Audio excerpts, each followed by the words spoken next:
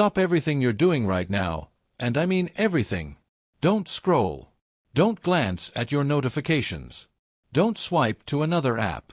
Put your phone on airplane mode, kill the Wi-Fi, shut the blinds, and crank your speakers until the bass is rattling the foundation beneath your feet. Because the European tennis establishment just laid what they thought was a bulletproof trap for our girl, and instead, they got to stand there and watch their entire master plan go up in flames right before their eyes. If you're a true ride-or-die member of the Eala army, you cannot afford to miss a single second of this breakdown. Because what just went down at the Lindt Open in Austria was not a tennis match.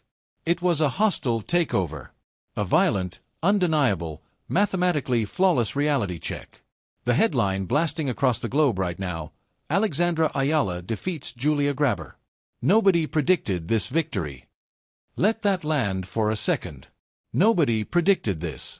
That's exactly the narrative the mainstream American and European sports media wants you to swallow, along with the terrified billionaire executives hiding in their corporate boardrooms and the panicked WTA veterans lurking in the shadows of a locker room. They want you to believe that Eala pulling off this brutal, dominant win over an Austrian veteran was some kind of freak accident. Some statistical glitch. A one-time fluke. They are lying straight to your face. Completely, shamelessly, and without a single ounce of remorse. And today on this channel, we are ripping the mask off. Because we need to talk about the setup. We need to talk about the blatant, calculated disrespect that Alexandra Eala had to walk into at this tournament. This is the 35th anniversary of the Lindt Open, a massive, historically celebrated event in Austria. And what did the organizers do this year? They made a sweeping, unprecedented, highly deliberate change. They tore out the traditional hard courts and hauled in 100 tons of heavy, slow, punishing European clay. They built a temporary clay court coliseum right in the heart of the city. The media will hand you a sanitized PR statement about tradition. Don't buy it. The cold, hard reality is this: the establishment believed that by switching to heavy clay, they could finally put the brakes on the explosive momentum of the 20-year-old Filipina phenom. And they liked what they saw in the draw. Because waiting for Alexandra Eala in the very first round was Julia Grabher, a seasoned 29-year-old European veteran, a former top 55 player in the world, a certified clay court specialist who practically grew up sliding on this exact shade of red dirt. And most importantly, Grabher is Austrian. This was her home country. Her home crowd. The establishment had built the perfect stage for an execution. A sold-out center court packed with 3,000 screaming, passionate Austrian fans. A slow, heavy clay surface designed specifically to neutralize Eala's aggressive, power-first baseline game. A desperate hometown hero ready to defend her territory and protect the pride of European tennis royalty. The commentators wrote Eala off. The betting markets wrote Eala off.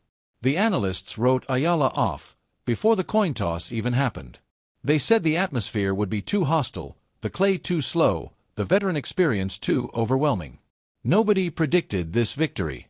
They genuinely, foolishly, believed they were walking Alexandra Eala into a death trap. What they completely, arrogantly forgot to calculate was exactly where Alexandra Eala was forged. When the umpire called time and the stadium lights rained down on that red Austrian clay, Eala did not flinch. She didn't panic.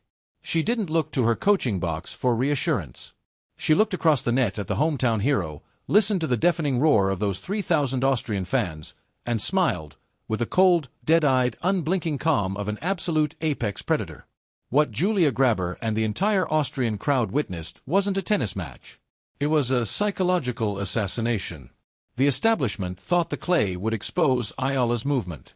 Instead, she moved with the terrifying, fluid aggression of a player who has bled and sweated thousands of hours on this exact surface. Every time Grabher unleashed her heavy signature kick serve to muscle the 20-year-old off the baseline, Eala stepped in. She took the ball early, killed the spin, and drove it deep into the corners with a suffocating, venomous topspin that practically tore the racket from Grabher's hands. The Austrian crowd got loud. They tried. They cheered for their hero, tried to rattle the young Filipina. But Eala systematically, clinically, and methodically erased every decibel from the building. Every time Grabher scratched out a sliver of momentum, every time a breakpoint had the crowd rising to their feet, Eala slammed the door. She found her first serve. She painted the lines. She hit defensive passing shots at a dead sprint that defied every law of physics we know. By the middle of the match, those 3,000 screaming Austrian fans had been reduced to a terrified, breathless silence.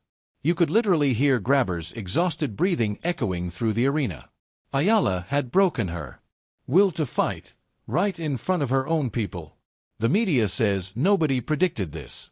How sickeningly disrespectful to our warrior. Did they genuinely think you could drag a graduate of the Rafael Nadal Academy onto a clay court and expect her to buckle? The Rafa Academy in Mallorca is not a luxury country club. It is a military boot camp for tennis terminators, built on the most brutal, unforgiving red clay on this planet.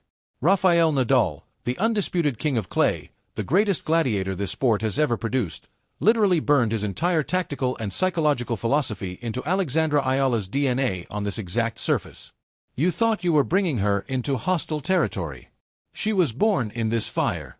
When Eala slides into a heavy forehand, she's channeling the ghost of 14 Roland Garros championships. When she locks in on a return of serve, she's executing the exact blueprint designed to dismantle European baseline grinders.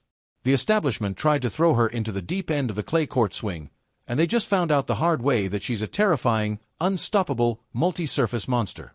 Now imagine the paralyzing panic spreading through the top seed camps right now. The fourth seed, Jelena Ostapenko, is sitting in her hotel room in Linz at this very moment. She had a bye in the first round. She was probably watching this match on TV, fully expecting to face the Austrian veteran next. Instead, she just watched Eala turn a hometown hero into a statistical casualty, on that hero's best surface, in that hero's home country. Ostapenko knows, deep in the darkest corner of her soul, that the Nadal Academy prodigy is coming for her next. How do you scheme against a player who just walked into a sold-out European arena, ignored the heavy clay, and dismantled the local favorite? How do you mentally prepare to face a 20-year-old Filipina who looks at a massive, intimidating foreign crowd not as a pressure cooker, but as a birthright waiting to be claimed? You can't. There is no playbook for this. The locker room is at a level 5 panic. The encrypted group chats are blowing up. The veterans truly believed the move to European clay would finally slow down the Eala problem. They thought they had a geographic and surface advantage.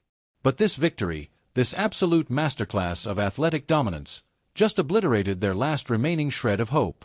And let's talk about the most terrifying weapon in Alexandra Eala's arsenal. The weapon the Austrian organizers utterly failed to account for. The Eala army. When Alexandra Eala steps out of that tunnel, she doesn't walk out alone. She walks out with the deafening, unwavering, passionate, fanatic support of over 115 million Filipinos standing right behind her baseline. The commentators were stunned live on air. They couldn't believe how loud the Filipino diaspora in Europe was inside that stadium.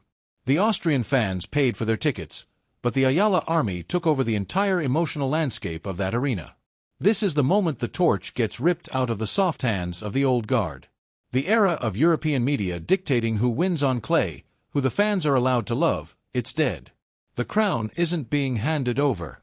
It's being taken by sheer, undeniable, brute force. Alexandra Eala is no longer the future of women's tennis. She is the unstoppable, all-consuming present. Now I need you to flood the comments right now. Mobilize the Eala army like never before. Make your voices so impossibly loud that every terrified executive in every boardroom and Jelena Ostapenko hiding in her hotel room cannot ignore what is coming for them next. Share this video everywhere. Tell me, what is your immediate, unfiltered reaction to Eala silencing an Austrian crowd and dismantling their hometown hero on heavy European clay? Do you agree the tennis establishment was foolish to think they could trap a Nadal Academy graduate on a dirt court? How earth-shatteringly loud is the Eala army going to be when she walks out to face the fourth seed in the next round? Is there a single player left on this tour who can stop our girl on this surface? Or is the rest of the European clay swing just an official, inevitable coronation of the new undisputed queen of the WTA? Drop your wildest predictions, your deepest analysis, and your loudest celebrations in the comments below. The revolution isn't coming.